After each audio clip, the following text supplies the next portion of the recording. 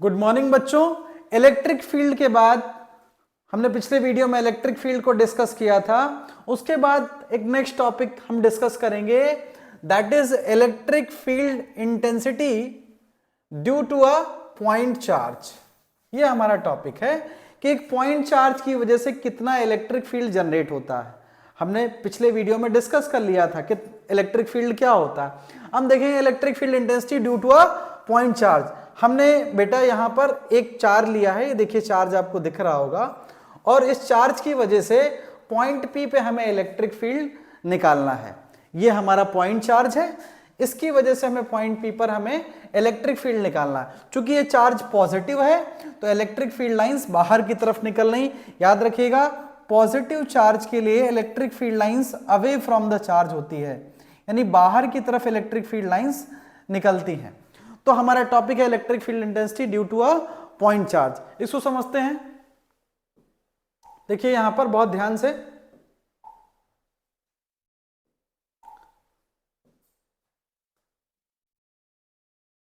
हमने ये point charge ले लिया, this is the point charge Q। इस पॉइंट चार्ज की वजह से हमें पॉइंट P पर क्या निकालना है, इलेक्ट्रिक फील्ड निकालना है। ठीक, अब चूंकि ये चार्ज पॉजिटिव है इसलिए इलेक्ट्रिक फील्ड कहां निकलेगा, इलेक्ट्रिक फील्ड बाहर की तरफ निकलेगा। इलेक्ट्रिक फील्ड का वेक्टर, बिकॉज पॉजिटिव चार्ज के लिए इलेक्ट्रिक फील्ड लाइंस बाहर की तरफ निकलती हैं, अभी हमने बताया। अब पॉइंट P पर हमें क्या निकालना है, इलेक्ट्रिक फील्ड। तो इसके लिए हमें यहां पर एक टेस्ट चार्ज एज्यूम करना पड़ेगा, वही चींटी वाला चार्ज हमने बताया था, छोटा सा चार्ज।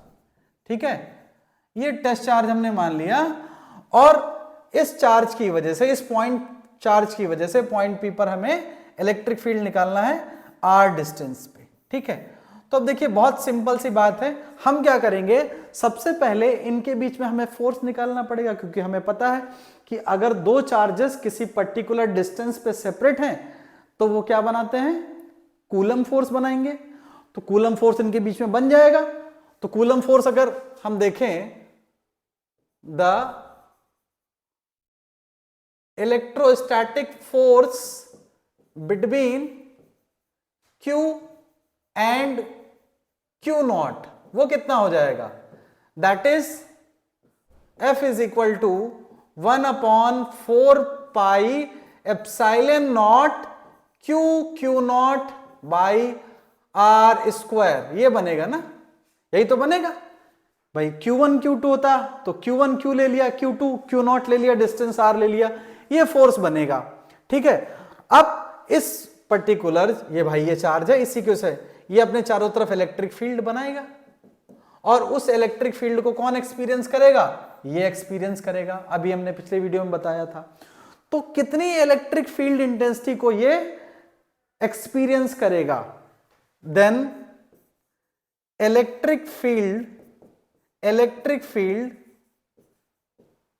On test charge. तो इसके ऊपर कितना, टेस्ट चार्ज के ऊपर कितना इलेक्ट्रिक फील्ड लगेगा, टेस्ट चार्ज के ऊपर कितना इलेक्ट्रिक फील्ड लगेगा, that is E is equal to F/Q not. यही तो लगेगा, यही बताया था हमने कि कितना फोर्स एक्सपीरियंस किया है। ठीक है, इतना फोर्स एक्सपीरियंस करेगा क्योंकि इसी की वजह से इलेक्ट्रिक फील्ड जनरेट होगा। तो फोर्स की वैल्यू हमारी क्या है, यहां पर पुट कर दें। फोर्स की वैल्यू आई हमारी 1/4 पाई एप्सिलॉन नॉट Q नॉट अपॉन R स्क्वायर, और ये हो जाएगा नीचे Q नॉट। तो Q नॉट से Q नॉट कैंसिल हो जाएगा। तो electric field due to a point charge हमारा कितना आएगा, 1/4 pi epsilon not Q by R square. ये हमारा इलेक्ट्रिक फील्ड आ जाएगा। ठीक है, क्लियर, ये हमारा इलेक्ट्रिक फील्ड आ जाएगा 1/4 pi epsilon not Q by R square. और 1/4 पाई एप्सिलॉन नॉट को हम के एज्यूम कर लें तो हमारा इलेक्ट्रिक फील्ड आएगा KQ बाई R स्क्वायर। और 1/4 पाई एप्सिलॉन नॉट या K की वैल्यू कितनी होती है, 9 × 10⁹9। क्लियर। तो इस तरीके से ये टॉपिक हमने कवर कर लिया यहां पर अगर हम देखें तो इसका मैग्नीट्यूड 1/4πε0 q/r²। यहां पे देखिए इसका जो ग्राफ होगा दैट इज हाइपरबोलिक ग्राफ होगा, क्योंकि इनवर्सली प्रोपोर्शनल का रिलेशन है यहां पर, ठीक है, इनवर्सली प्रोपोर्शनल है। इलेक्ट्रिक फील्ड को कहां पे हम प्लॉट करेंगे, वाई एक्सिस पे प्लॉट करेंगे और डिस्टेंस को आर का, तो हमारा रिलेशन कैसा जो बनेगा ग्राफ हमारा, that is hyperbolic graph. Graph आगे हम आपको ई वर्सेस एक्स का प्लॉट करके दिखाएंगे। हम अगले टॉपिक पे चलते हैं, that is electric field due to a system of charges. याद करिए हमने आपको सुपरपोजिशन प्रिंसिपल पढ़ाया था फोर्सेस के लिए, कि अगर मल्टीपल चार्जेस हैं, बहुत सारे चार्जेस हैं, तो उन पर फोर्स कैसे लगता है। तो इसमें भी प्रिंसिपल ऑफ सुपरपोजिशन का हम लोग यूज करेंगे, ठीक है। यहां पर हमें electric field due to a system of charges. System of charges का मतलब बहुत सारे चार्जेस हैं, ठीक है, और उसकी वजह से कितना इलेक्ट्रिक फील्ड होगा इसको समझते हैं भाई, इसको हम लोग अच्छे से समझते हैं। यहां पे नेक्स्ट स्लाइड हम ले लेते हैं। यहां पर मान लीजिए हमारे पास एक चार्ज है Q1, दूसरा चार्ज है Q2, तीसरा चार्ज है Q3, ठीक है। इस तरीके से बहुत सारे चार्जेस हैं और एक हमने पॉइंट O ले लिया। इस पॉइंट O पर हमें इलेक्ट्रिक फील्ड निकालना। अब ये चार्ज पॉजिटिव है तो इसके लिए जो इलेक्ट्रिक फील्ड निकलेगा, ठीक है, उसके लिए डायग्राम थोड़ा सा क्लियर कर लेते हैं। उसके लिए जो इलेक्ट्रिक फील्ड निकलेगा हमारा,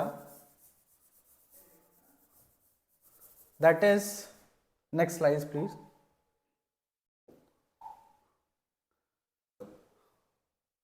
हमने एक चार्ज Q1 ले लिया, दूसरा चार्ज Q2 ले लिया, तीसरा चार्ज Q3 ले लिया और यहां पर हमने एक पॉइंट O ले लिया, ठीक है। इस पॉइंट O पर अगर हमें इलेक्ट्रिक फील्ड देखना है तो ये पॉजिटिव चार्ज है, ठीक है, तो इलेक्ट्रिक फील्ड का वेक्टर जो निकलेगा वो बाहर की तरफ निकलेगा, दैट इज E1 वेक्टर, ठीक। पॉजिटिव चार्ज के लिए इलेक्ट्रिक फील्ड लाइंस बाहर निकलती हैं। अगर हम इस चार्ज के लिए देखें, इस चार्ज के लिए जो वेक्टर निकलेगा वो भी बाहर की तरफ निकलेगा, और इस चार्ज के लिए देखेंगे तो इस चार्ज के लिए जो वेक्टर निकलेगा वो भी कहां निकलेगा, बाहर की तरफ निकलेगा, ठीक है। ये चार्ज पॉजिटिव हो सकता है, एक नेगेटिव हो सकता है। मान लो अगर अट्रैक्टिव होता, यहां पर नेगेटिव चार्ज होता तो ये वेक्टर इसकी तरफ होता, इसके टूवर्ड्स होता। तो अगर हम पॉइंट O पर नेट इलेक्ट्रिक फील्ड देखें तो जो नेट इलेक्ट्रिक फील्ड आएगा वो इन सारे चार्जेस का क्या हो जाएगा, वेक्टर सम हो जाएगा। E1 plus E2 plus E3, मान लो यहां पर n चार्जेस होते तो सबका क्या होता, वेक्टर सम होता। तो बहुत आसान है, इसमें प्रिंसिपल ऑफ सुपरपोजिशन लगा दीजिए। हमने Q1, Q2, Q3 चार्जेस ले लिए और पॉइंट O पर हमें इलेक्ट्रिक फील्ड निकालना है, तो हम क्या करेंगे, यहां पर इसके लिए इलेक्ट्रिक फील्ड बाहर की तरफ, क्योंकि पॉजिटिव चार्ज है, इसका भी वेक्टर बाहर की तरफ निकलेगा। एक हमने एग्जांपल ले लिया कि मान लो इधर ये चार्ज नेगेटिव होता तो वेक्टर इसकी तरफ होता, टुवर्ड्स द चार्ज। याद रखिए बेटा, पॉजिटिव चार्ज के लिए जो इलेक्ट्रिक फील्ड होगा वो बाहर की तरफ होगा, अवे फ्रॉम द चार्ज,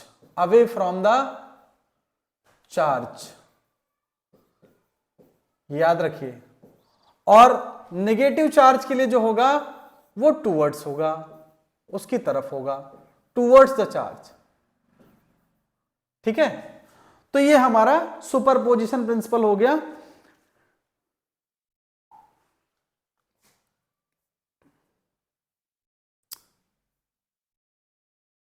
अब हम बात करेंगे बेसिकली इलेक्ट्रिक फील्ड लाइंस की।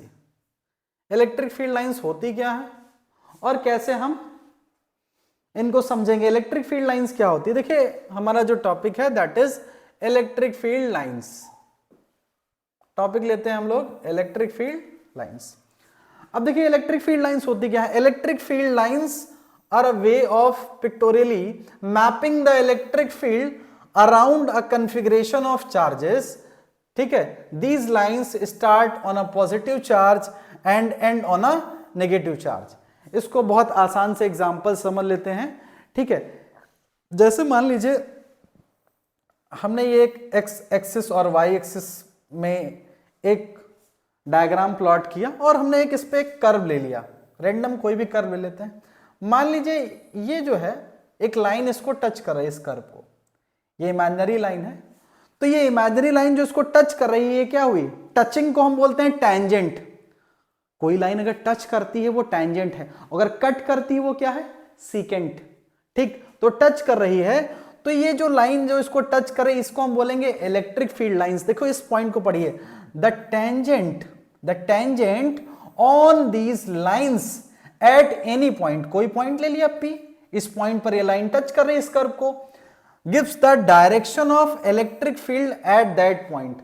मतलब किसी पर्टिकुलर पॉइंट पे अगर कोई टेंजेंट लाइन इसको टच कर रही है तो वो उस पॉइंट पर इलेक्ट्रिक फील्ड की डायरेक्शन को बताएगी। ठीक है, अब इसको आप ऐसे समझ सकते हैं, इसको आप समझिए,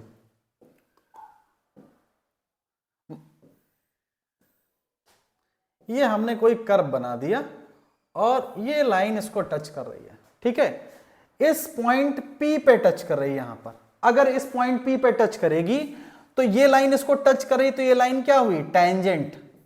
ये क्या हुई, टैंजेंट हुई। और ये टैंजेंट जब इसको टच कर रही तो ये यहां पर पॉइंट P पर इलेक्ट्रिक फील्ड की डायरेक्शन को दिखाएगी। बेसिकली बेटा होता क्या है, electric field lines are the tangent to a curve. Electric field lines किसी कर्व पे टेंजेंट की तरह होती हैं। जिस पर्टिकुलर पॉइंट पे ये टच करेंगी, जिस पर्टिकुलर पॉइंट पे टच करेंगी वहां पर ये इलेक्ट्रिक फील्ड की डायरेक्शन को बताएंगी। और हमेशा हमेशा ही ये पॉजिटिव चार्ज से निकलती हैं और टर्मिनेट कहां होती हैं, नेगेटिव पर। यानी पॉजिटिव चार्ज से निकलेंगी, नेगेटिव चार्ज की तरफ जाएंगी। क्लियर, आई बात समझ में? तो बहुत सिंपल से डायग्राम से आप समझ सकते हैं कि electric field lines are the tangent to a curve at which point it touches the curve is shows the direction of electric field at that point. जिस पर्टिकुलर पॉइंट पर ये टच करेंगी वहां पर ये इलेक्ट्रिक फील्ड की direction को दिखाएंगी। अब यहां पर एक चीज समझिए, बेसिकली इलेक्ट्रिक फील्ड लाइंस का जो सोल पर्पस होता है वो होता है इलेक्ट्रिक फील्ड की डायरेक्शन को बताना। ठीक, डायरेक्शन के लिए हमने बता दी, ये पॉजिटिव से निकलती है और नेगेटिव की तरफ जाती हैं। अच्छा, यहां पर एक और इंपॉर्टेंट प्रॉपर्टी है इलेक्ट्रिक फील्ड लाइंस की जो मैं आपको बता देता हूं। अगर दो इलेक्ट्रिक फील्ड लाइंस, ये बहुत इंपॉर्टेंट क्वेश्चन है, अक्सर करके एग्जाम में आता है, सीबीएसई, आईसीएसई, नीट, आईआईटी सबके लिए इंपॉर्टेंट क्वेश्चन है ये, कि दो इलेक्ट्रिक फील्ड लाइंस एक दूसरे को कट क्यों नहीं करती। Why the two electric field lines never cross each other. दो इलेक्ट्रिक फील्ड लाइंस कभी एक दूसरे को कट क्यों नहीं करती। बच्चों ये मेरा क्वेश्चन है आपसे, कमेंट में जरूर बताइएगा। अभी तो मैं एक्सप्लेन कर दूंगा, ठीक है, लेकिन आप जब वीडियो देखिएगा तो अपना व्यू भी दीजिएगा, ठीक है। और जब भी आप वीडियो देखिए फिजिक्स का, अगर आपको लगता है कि हम कुछ और अच्छा इंप्रूव कर सकते हो तो आप जरूर से फीडबैक दीजिए। तो यहां पर हम ये एक प्रॉपर्टी डिस्कस कर रहे थे कि दो इलेक्ट्रिक फील्ड लाइंस कभी एक दूसरे को कट क्यों नहीं करती। बेटा अभी हमने बताया कि electric field lines are the tangent to a curve. मान लीजिए ये यहां पॉइंट P पर दोनों इंटरसेक्ट कर रही हैं, अगर ये दोनों कट करेंगी, समझिएगा, तो आप देखिए ये एक टेंजेंट ये भी हो सकती है और एक टेंजेंट ये भी हो सकती है। तो क्या इलेक्ट्रिक फील्ड पर एक ही पॉइंट पर इलेक्ट्रिक फील्ड की दो डायरेक्शन हो सकती हैं? भाई P पर देखो, E1 इधर भी निकल सकता है और इधर भी निकल सकता है, ठीक है। एक ही पॉइंट पर इलेक्ट्रिक फील्ड की दो डायरेक्शन हो सकती हैं? नहीं, बिल्कुल नहीं हो सकती, एक ही डायरेक्शन होगी। क्योंकि यहां पर देखिए, अगर दो इलेक्ट्रिक फील्ड लाइंस एक दूसरे को कट करेंगी तो उनका एक कॉमन इंटरसेक्शन पॉइंट होगा, और चूंकि दोनों टेंजेंट की तरह हैं तो उसी कॉमन इंटरसेक्शन पॉइंट पर इलेक्ट्रिक फील्ड की दो डायरेक्शन हो जाएंगी, जो कि प्रैक्टिकली पॉसिबल नहीं है। याद रखिएगा। तो हमने क्या समझा कि electric field lines imaginary lines होती हैं और किसी कर्व पे टेंजेंट की तरह से होती हैं, जिस पर्टिकुलर पॉइंट पर ये टच करती हैं वहां पर इलेक्ट्रिक फील्ड की डायरेक्शन को दिखाती हैं। ये पॉजिटिव चार्ज से इमर्ज करती हैं और नेगेटिव पे टर्मिनेट करती हैं, और दो इलेक्ट्रिक फील्ड लाइंस कभी एक दूसरे को नहीं काटेंगी, क्योंकि अगर वो ऐसा करेंगी तो एक ही पॉइंट पर इलेक्ट्रिक फील्ड की दो डायरेक्शन हो जाएंगी, जो कि पॉसिबल नहीं है। ठीक है, ओके। ये देखिए यहां पर बेटा बेसिकली यहां पे लिखा हुआ है electric field lines due to a positive and negative charge. Positive charge के लिए, यानी पॉजिटिव चार्ज के लिए इलेक्ट्रिक फील्ड लाइंस देखो बाहर निकल रही है, एक्सपोजर बाहर की तरफ है। अब अगर कभी भी डायरेक्शन आपको कंफ्यूज करे तो बहुत सिंपल सा बताता हूं आपको। आपके दिमाग में ये क्वेश्चन आए कि भैया ये बाहर की तरफ क्यों निकल रही है, ठीक है, और ये नेगेटिव चार्ज के लिए इलेक्ट्रिक फील्ड लाइंस अंदर की तरफ क्यों आ रही हैं? बहुत सिंपल सी बात है, ये प्लस क्यू चार्ज रखा है, एक चींटी वाला चार्ज रख देना। ये चींटी वाला चार्ज मैंने बताया था, ये ऐसा चार्ज है जिसकी अपनी कोई वैल्यू नहीं है, ये बहुत छोटा नगण्य, जैसे पीरियोडिक टेबल में बेचारा हाइड्रोजन एक इलेक्ट्रॉन लेके बैठा रहता है, कोई भी छीन लेता है उससे, ठीक है, वैसे ये गरीब है, छोटा चार्ज, बहुत छोटा चार्ज। ठीक, तो ये इसके अगर पास में रखा है तो बताओ, अगर ये इसके पास आएगा तो इसके ऊपर रिपल्सिव फोर्स लगेगा, अट्रैक्टिव लगेगा, क्योंकि पॉजिटिव है तो रिपल्सिव फोर्स लगेगा, तो फील्ड लाइंस कहां निकलेंगी? बाहर की तरफ। अगर इसके लिए यही काम करें तो अट्रैक्शन है ना, एक पॉजिटिव एक नेगेटिव, तो फील्ड लाइंस अंदर की तरफ, बस ऐसे डायरेक्शन समझ लीजिए। तो इस तरीके से हम लोगों ने इलेक्ट्रिक फील्ड लाइंस वाले टॉपिक को यहां समझ लिया। यहां देखिए अलग अलग इलेक्ट्रिक फील्ड लाइंस का कर्व दिखाया गया। पॉजिटिव चार्ज के लिए अंदर इलेक्ट्रिक फील्ड लाइंस, अभी जो मैंने आपको थोड़ी देर पहले डिफाइन किया बेटा कि पॉजिटिव चार्ज से इलेक्ट्रिक फील्ड लाइंस देखिए निकली और कहां गई? ये नेगेटिव चार्ज की तरफ। इस चीज को समझ लीजिए, बहुत ये इंपॉर्टेंट टॉपिक है आपका, ठीक है। इलेक्ट्रिक फील्ड लाइंस की प्रॉपर्टीज आपको पता होनी चाहिए, मैंने बताई आपको, ठीक है। आगे बढ़ते हैं हम लोग। अगला हमारा जो टॉपिक है दैट इज इलेक्ट्रिक डाइपोल। ये बहुत इंपॉर्टेंट टॉपिक है और बहुत प्यार से आप समझ जाएंगे। इलेक्ट्रिक डाइपोल, अच्छा, इलेक्ट्रिक का मतलब होता है चार्ज, चार्ज ना, इलेक्ट्रिक का मतलब चार्ज, टाइटल से क्लियर हो जाएगा। डाई का मतलब दो, पोल का मतलब क्या होता है? किनारे, यानी चार्ज दो किनारों पर है यहां पे। तो कभी भी अगर इक्वल मैग्नीट्यूड का और अपोजिट नेचर का चार्ज दो एंड पे रखा हुआ है तो क्या बनाएगा? वो डाइपोल बनाएगा। ठीक, अब देखिए इसकी डेफिनेशन को हम लोग समझेंगे। लिखा है two point charges of same magnitude, बताया अभी मैग्नीट्यूड सेम होगा और उनका नेचर अपोजिट है, यानी अगर एक पॉजिटिव है तो दूसरा नेगेटिव है, एक पर्टिकुलर डिस्टेंस पे अगर रखे होंगे तो वो क्या बनाएंगे? डाइपोल बनाएंगे। ठीक है, तो बेसिकली टाइटल से डेफिनेशन पता चल गई। इलेक्ट्रिक का मतलब चार्ज, डाई का मतलब दो, पोल का मतलब एंड्स। ये देखो एक पॉजिटिव एक नेगेटिव चार्ज अलग अलग एंड्स पे रखें और इनके बीच में जो स्टैंडर्ड डिस्टेंस है वो 12 है, और किसी पर्टिकुलर चार्ज और उसकी बीच की जो डिस्टेंस है उसको मल्टीप्लाई कर दें तो हमारा डाइपोल मोमेंट बहुत आसानी से निकल आएगा। क्लियर? आई बात समझ में? देखिए लिखा the strength of an electric dipole is measured by a vector quantity known as electric dipole moment. ठीक है, इसकी डायरेक्शन होती है नेगेटिव से पॉजिटिव की तरफ, नेगेटिव से पॉजिटिव की तरफ होती है। ठीक, which is the product of the charge and separation between the charges. इनके बीच की डिस्टेंस क्या है? 12। ये देखिए फॉर्मूला दिखाया गया Q इंटू 12। तो बहुत आसान, इलेक्ट्रिक डाइपोल लिखना हो तो इलेक्ट्रिक का मतलब सर ने क्या बताया था? चार्ज, डाई का मतलब टू, पोल का मतलब एंड्स, यानी चार्ज अगर दो किनारों पे रखे हैं और उनके बीच की कुछ डिस्टेंस है तो वो क्या बनाएंगे? डाइपोल बनाएंगे। ठीक, ये मैग्नीट्यूड लिखा हुआ है। अभी जैसा कि मैंने आपको बताया कि इसकी डायरेक्शन क्या होगी? नेगेटिव से पॉजिटिव की तरफ होगी। देखिए मैंने बनाया भी है एरो, ये आपको दिख रहा होगा। ठीक, एसआई यूनिट क्या है? चार्ज की यूनिट बेटा क्या होती है? कूलम, और ये तो लेंथ है, इसकी क्या होगी? मीटर। तो कूलम इंटू मीटर हो जाएगा ये हमारा। तो ये हमारा, और ये देखिए यहां पे लिखा हुआ है, इसको समझ लेते हैं। The line joining the two charges is called the dipole axis, क्योंकि उसी एक्सिस पे है जहां पे चार्जेस रखे हुए हैं तो वो डाइपोल एक्सिस हमारा हो गया। यहां पर देखिए इस पे दो इंपॉर्टेंट डेरिवेशंस हैं। ठीक है, दो इंपॉर्टेंट डेरिवेशंस हैं।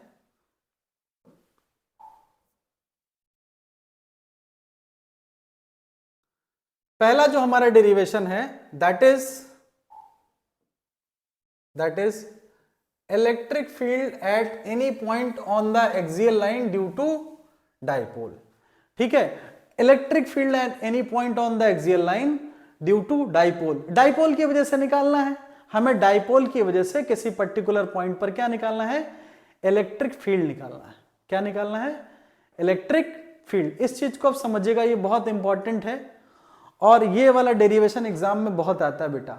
ठीक है, अगर इलेक्ट्रिक फील्ड और डिस्टेंस के बीच में इनवर्स रिलेशन है तो ग्राफ हाइपरबोला ही बनेगा, ये मैंने अभी बताया था। हालांकि अभी ई वर्सेस एक्स का हम एक ग्राफ आपको अलग से प्लॉट करके सिखाएंगे, वो आगे सिखाएंगे आपको कैसे ग्राफ बनता है। उसका पूरा एक टॉपिक हम एक दिन पूरा ग्राफ का टॉपिक ही ले लेंगे जिसमें अलग अलग ग्राफ को हम डिस्कस कर लेंगे, फिर आपके लिए ग्राफ मजाक में आप ग्राफ बना लेंगे आराम से। तो इस डेरिवेशन को हम लोग देखते हैं और इसके लिए हम लोग अगली स्लाइड पे जाएंगे।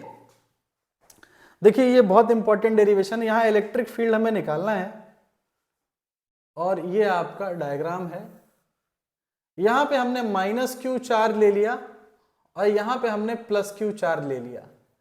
ये हमारा डाइपोल हो गया और डाइपोल के बीच की जो लेंथ है 12 होती है, सेंटर से L और L हो जाएगी।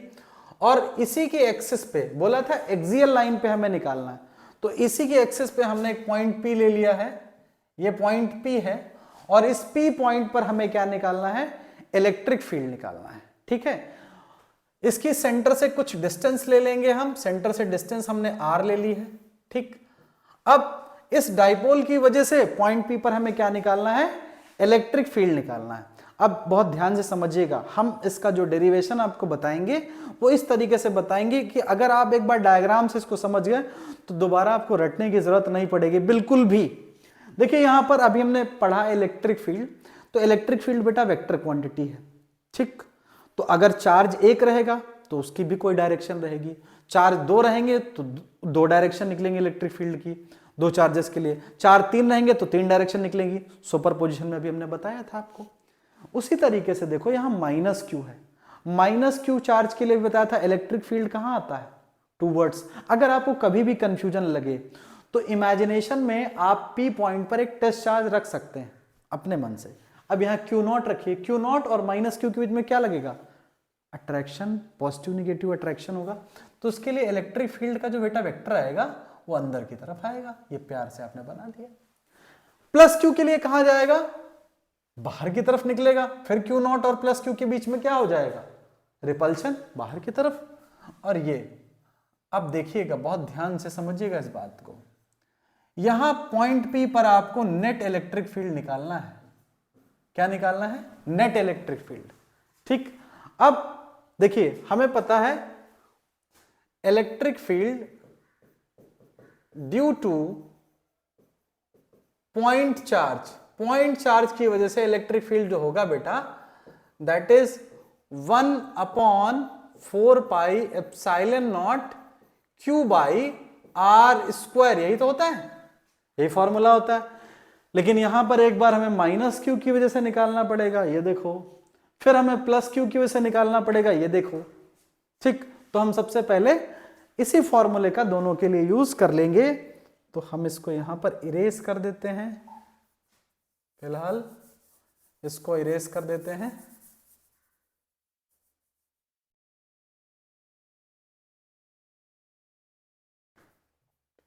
देखिए अब हम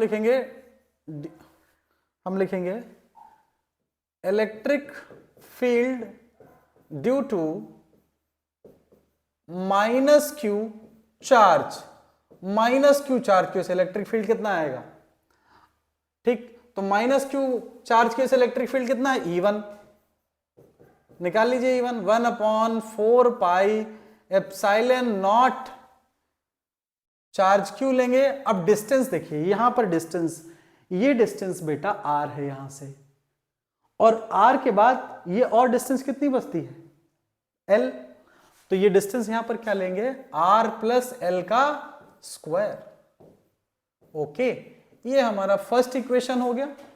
अब हम फिर से निकालेंगे electric field due two plus Q charge. Plus Q charge की वजह से कितना निकालेंगे? प्लस क्यू चार्ज की वजह से E2 1/4 एप्सिलॉन नॉट। यहां पर देखिए Q, अच्छा यहां देखिए ये पूरी डिस्टेंस R है और ये L माइनस हो जाएगा, तो ये क्या बचेगा? R माइनस L का स्क्वायर, ये सेकंड हो गया। ठीक, अब हमें पॉइंट P पर निकालना है नेट इलेक्ट्रिक फील्ड। बेटा हमेशा याद रखो, इलेक्ट्रिक फील्ड वेक्टर क्वांटिटी, और दो वेक्टर जब एक दूसरे के एंटी पैरेलल होते हैं, अपोजिट होते हैं, तो वो एंगल कितना बनाएंगे? 180 बनाएंगे। और 180 बनाएंगे एंगल, तो जो उनका रिजल्टेंट आएगा वो E1 माइनस E2 आएगा या E2 माइनस E1 आएगा। यहां इस चीज का ध्यान रखिएगा, E1 माइनस E2 या E2 माइनस E1। ठीक, हमेशा अगर दो वेक्टर अपोजिट हैं तो उनका जो रिजल्टेंट आएगा वो क्या आएगा? E1 माइनस E2 आएगा या E2 माइनस E1 आएगा। डिपेंड करता है E1 ग्रेटर है या E2 ग्रेटर है। तो हम थोड़ा देख लेते हैं। देखिए आपको पता है, मैं एक एग्जांपल ले लेता हूं। यहां लिखा है 1/5, यहां लिखा 1/2। जिसका डिनोमिनेटर छोटा है उसकी वैल्यू ज्यादा आएगी, जिसका डिनोमिनेटर बड़ा है उसकी वैल्यू कम आएगी। अब देखिए यहां पर बच्चों R प्लस एल स्क्वायर, इसका देखिए डिनोमिनेटर बड़ा है, R में L जुड़ा और ऊपर स्क्वायर लग गया, तो इसकी वैल्यू डिनोमिनेटर की ज्यादा है तो E1 कम हो जाएगा। और यहां R में से L माइनस हुआ है, तो माइनस हुआ है मतलब डिनोमिनेटर छोटा हो गया है, तो अगर छोटा होगा तो इसकी वैल्यू ज्यादा आएगी, तो E नेट हमारा क्या आएगा? E2 minus E1। अगर आपको ये बात अभी समझ में नहीं आई कि क्यों माइनस होता है, तो ये वेक्टर से होता है, अभी हम आपको वो भी डिस्क्राइब कर देंगे, डोंट वरी। तो यहां पे इसको हमने इरेज कर दिया। अब E2 माइनस E1 यहां पे हम सॉल्व करेंगे इसको, तो यहां पर देखिए 1/4 pi epsilon not, Q common मिल रहा है तो हम पहले से ना ले लें, सीधे Q/4 पाई एप्सिलॉन नॉट दोनों में कॉमन मिल रहा है, E2 माइनस E1 करेंगे तो ब्रैकेट के अंदर हमारा क्या आएगा? 1/r माइनस एल का square minus 1/r plus L का स्क्वायर। इसको सॉल्व कर लीजिए। इसको अगर हम सॉल्व करेंगे तो ये हमारा बनेगा Q/4 पाई एप्सिलॉन नॉट। इसको सॉल्व करिए, ये इधर आएगा तो ये हो जाएगा a square plus B square plus 2ab, ये इधर आएगा माइनस लग जाएगा, a square plus B square और माइनस 2ab होगा, चूंकि माइनस पहले से है तो 2rl प्लस का हो जाएगा। यहां पे देखिए, और ये देखिए यहां a माइनस बी और a प्लस बी क्या हो जाएगा? a square minus B square का whole of square, because a minus B, a plus B, a square minus B square होता है। इसको ब्रैकेट के अंदर क्लोज कर लीजिए, आर स्क्वायर से आर स्क्वायर कैंसिल आउट हो जाएंगे, एल स्क्वायर से एल स्क्वायर कैंसिल आउट हो जाएगा, 2rl 4rl हो जाएगा। तो यहां पर जो हमारा नेट आएगा वो आएगा Q/4 पाई एप्सिलॉन नॉट, और ये आएगा इंटू 4rl। ये देखिए 2rl 4rl हो जाएगा। अच्छा 4rl को हम 2l इंटू 2r लिख सकते हैं शॉर्ट में, ठीक है। और यहां नीचे आएगा R square minus L square का होल ऑफ स्क्वायर। यहां देखिए Q इंटू 2l को हमने एक ब्रैकेट में ले लिया। अभी हमने बताया था कि इलेक्ट्रिक का मतलब चार्ज होता है, डाई का मतलब दो होता है, पोल का मतलब एंड्स होता है। तो अगर एक चार्ज को उनके बीच की लेंथ से मल्टीप्लाई कर दें तो क्या निकलेगा? डाइपोल। तो Q इंटू 2l किसका है? डाइपोल का है। डाइपोल मोमेंट हमारा निकल आया। डाइपोल मोमेंट को किससे डिनोट करते हैं? अभी पीछे बताया था, P से डिनोट करते हैं। तो इसके प्लेस पर हम बेटा क्या लिख सकते हैं?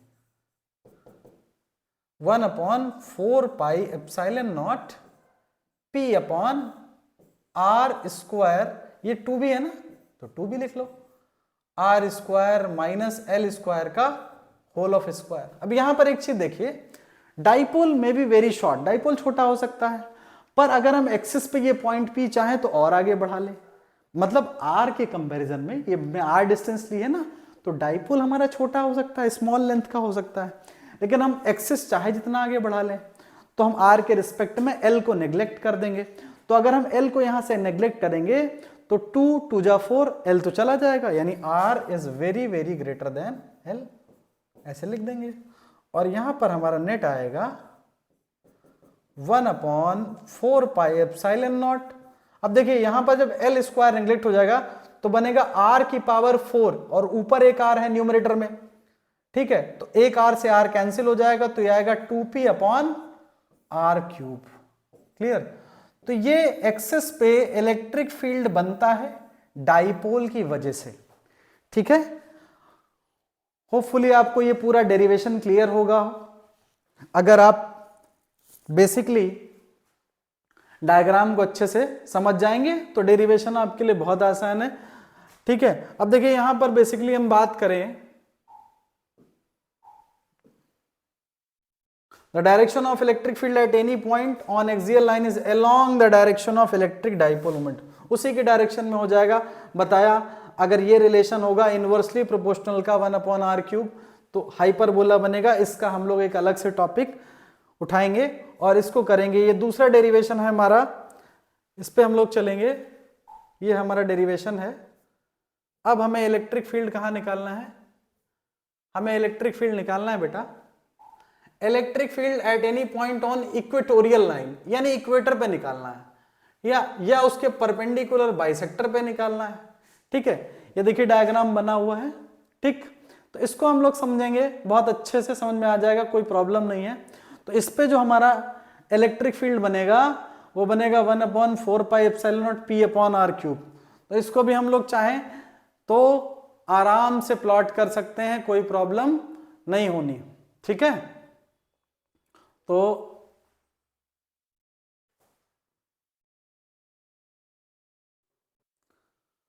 बेटा हम electric field at any point on equatorial line broad side on position या परपेंडिकुलर बाइसेक्टर पे इलेक्ट्रिक डाइपोल निकालेंगे, ठीक है। बिल्कुल पिछले डेरिवेशन जैसा कुछ नहीं करना है, बहुत आसानी से आप समझ जाएंगे। देखिए यहां पर दो अपोजिट चार्जेस हैं, +q और -q, ठीक है। यहां पर हमने चार्जेस ले लिया +q और -q और स्टैंडर्ड डिस्टेंस क्या है 12। अब हमने देखिए इसके बाइसेक्टर पे एक पॉइंट ले लिया, परपेंडिकुलर बाइसेक्टर ये होगा, ये पॉइंट मान लीजिए P है, यहां पर हमने ले लिया है। ये एंगल थीटा है, ये थीटा है। जब जाहिर सी बात है ये 12 है तो ये लेंथ कितनी हो जाएगी, ये L हो जाएगी। और ये जो लेंथ है ये इसमें R है, देखिए ये देखिए R यहां बना हुआ है, ये R है। तो अगर हम यहां पर इसमें इस वाले ट्रायंगल में पाइथागोरस थ्योरम लगाएंगे तो ये डिस्टेंस कितने लगेगी, r² + L²। और यहां पर भी अगर हम देखें तो ये भी 90 बन रहा है, ये भी R है पूरा और ये L है, तो ये भी डिस्टेंस वही आएगी। अब हमने बताया यहां पर हमें पॉइंट P पर निकालना है, क्योंकि परपेंडिकुलर बाइसेक्टर हमारा यही तो हुआ। तो बेसिकली हमें वहां पर इलेक्ट्रिक फील्ड की डायरेक्शन को देखना पड़ेगा, इलेक्ट्रिक फील्ड की डायरेक्शन को देखना पड़ेगा। तो अगर हम इलेक्ट्रिक फील्ड की डायरेक्शन को देखेंगे तो देखिए +q चार्ज है, इसके लिए इलेक्ट्रिक फील्ड का वेक्टर कहां जाएगा, बाहर की तरफ। ये देखिए इलेक्ट्रिक फील्ड का वेक्टर बाहर की तरफ निकल गया है। और यहां पर देखिए -q चार्ज के लिए इलेक्ट्रिक फील्ड का वेक्टर कहां आ गया, अंदर की तरफ। देखो ध्यान से दिख रहा होगा, +q चार्ज की वजह से इलेक्ट्रिक फील्ड अभी बताया था, पॉजिटिव चार्ज के लिए अवे निकलता है और नेगेटिव चार्ज के लिए टुवर्ड्स आता है। ये एंगल थीटा है, ठीक है। यानी इस पॉइंट P पर हमें निकालना है, ये हमारा निकलेगा। यहां पर हमें नेट इलेक्ट्रिक फील्ड निकालना। तो हम यहां पर क्या करेंगे, देखिए एक कंपोनेंट हमारा E1 है और E2 है इलेक्ट्रिक फील्ड का। तो हम यहां पर ये एंगल थीटा है तो ये भी थीटा हो जाएगा, ठीक है। ये थीटा है तो ये वर्टिकली अपोजिट एंगल है, देखिए ये Z बन रहा है, यहां देखिए ये Z बन रहा है तो ये भी थीटा हो जाएगा, ये भी थीटा हो जाएगा, ये थीटा ये भी थीटा हो जाएगा, ठीक। अब ध्यान दीजिए यहां पर जब हम कंपोनेंट ब्रेक करेंगे किसके, E1 और E2 के। अब हम कंपोनेंट क्यों ब्रेक करेंगे, यहीं से समझिए। कंपोनेंट हम तब ब्रेक करते हैं किसी भी वेक्टर के जब बेसिकली उस वेक्टर के लिए हमें एंगल दिया होता है। यहां देखिए थीटा एंगल हमें दिया है, यहां थीटा बन रहा है, ठीक है।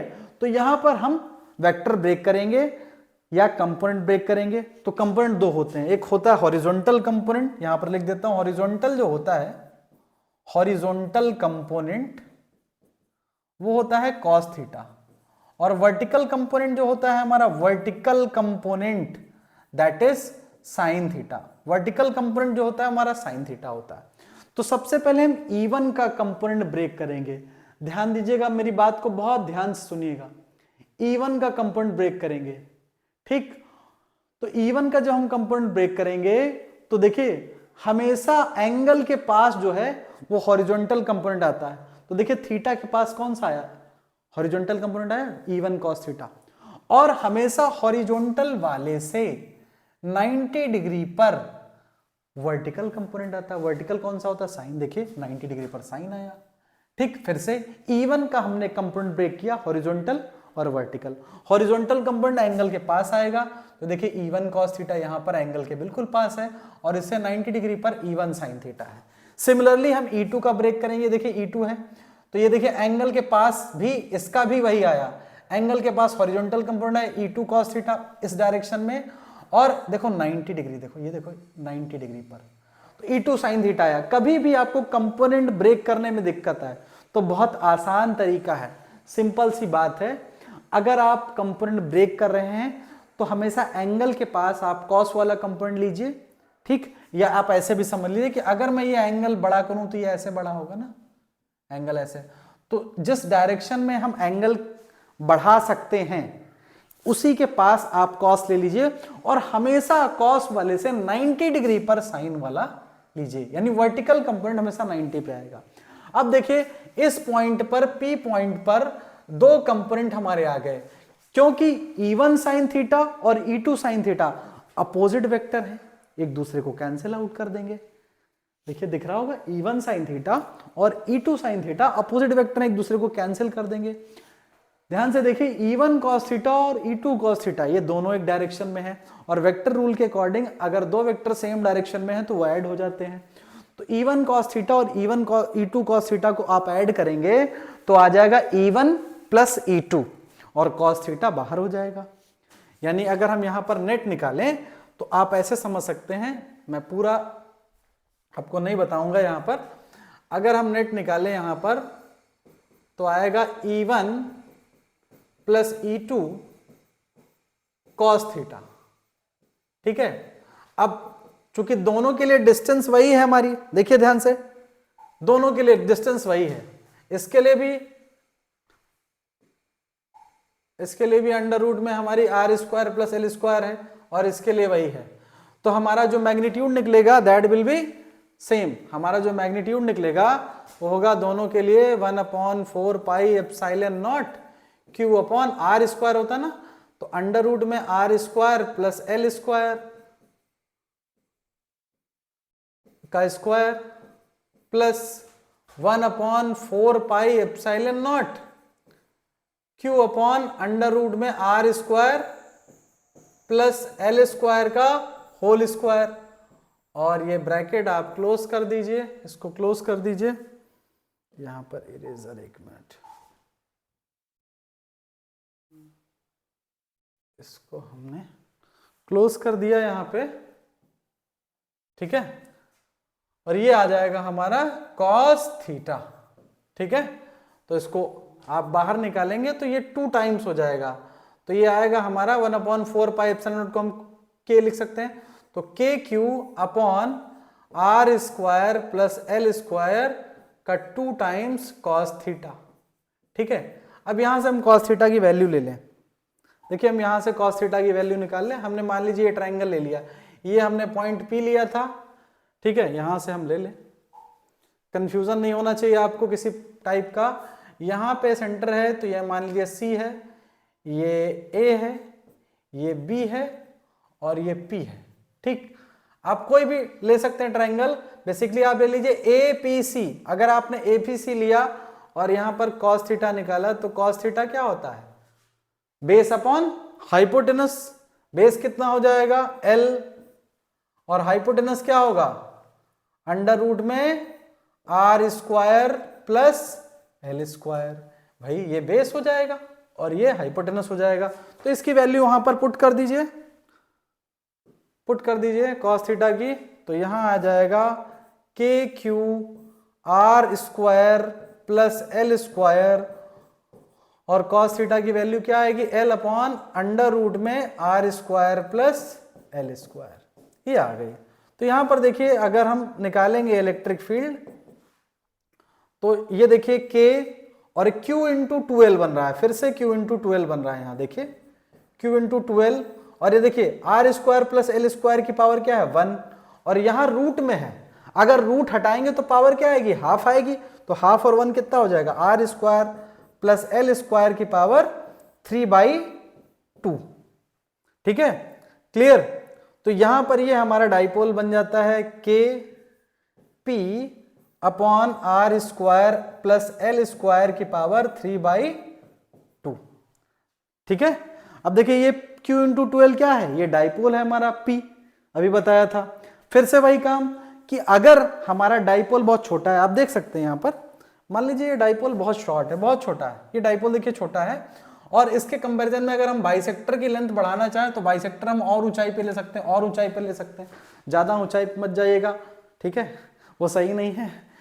तो यहां पर इसकी लेंथ हम और ऊपर ले सकते हैं। तो डाइपोल अगर शॉर्ट है तो हम क्या कर सकते हैं, L को नेग्लेक्ट कर सकते हैं। अगर हम L को बेटा नेग्लेक्ट करेंगे तो L स्क्वायर हट जाएगा, यहां आएगा आर स्क्वायर की पावर 3/2। क्या आएगा, आर स्क्वायर की पावर 3/2 लिख देते हैं जिससे आपको कंफ्यूजन ना हो किसी टाइप का। ठीक, ये आएगा KP अपॉन आर स्क्वायर की पावर 3/2, 2 से 2 कैंसिल हो जाएगा, ये आएगा KP बाई आर क्यूब, जहां पर K क्या है 1/4πε0।